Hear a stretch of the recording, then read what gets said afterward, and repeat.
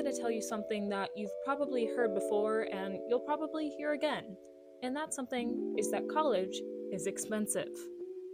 That is not a revolutionary statement in any kind of way. So that brings us to the topic of today's video, which is going to be what to do if financial aid isn't enough.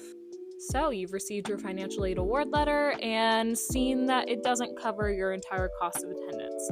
This is called your gap. And we're going to go over some things to cover your gap. I bet you can guess the first thing I'm going to suggest, and that is going to be to apply to scholarships. This is going to be free money, so that's obviously going to be something that you're going to want to go towards as your first option.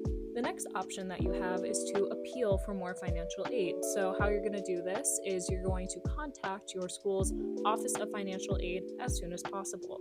Something that you might want to take into account is whether or not you've received other merit scholarships from other schools.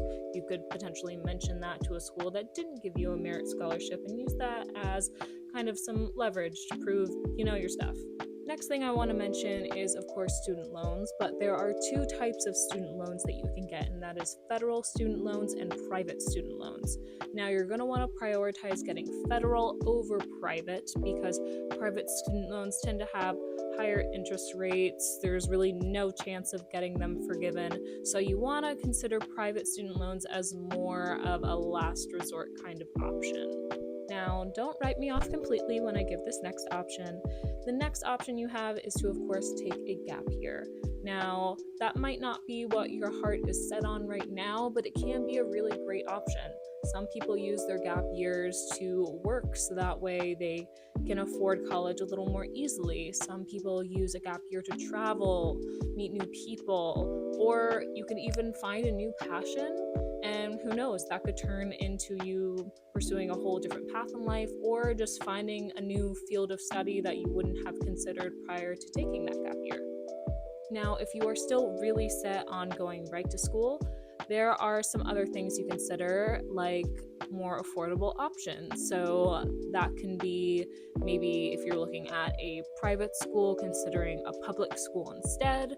If you're looking to go out of state, looking more at in-state options, or even doing community college. It's a great way to start your education foundation while still studying at typically a much lower cost.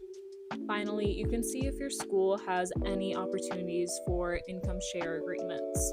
Income share agreements are when you give a certain amount of salary for however long it takes to pay off your tuition. So it's a contract that you'll make with your school where you can pay some of your school while you're studying, but then the rest of it you'll pay once you get a stable job and can pay that back as a part of your salary. We hope this video helps you find an option that's best for you and that can hopefully lead to you graduating with the least amount of student debt as possible. Good luck and continue to follow us at Scholarships 360.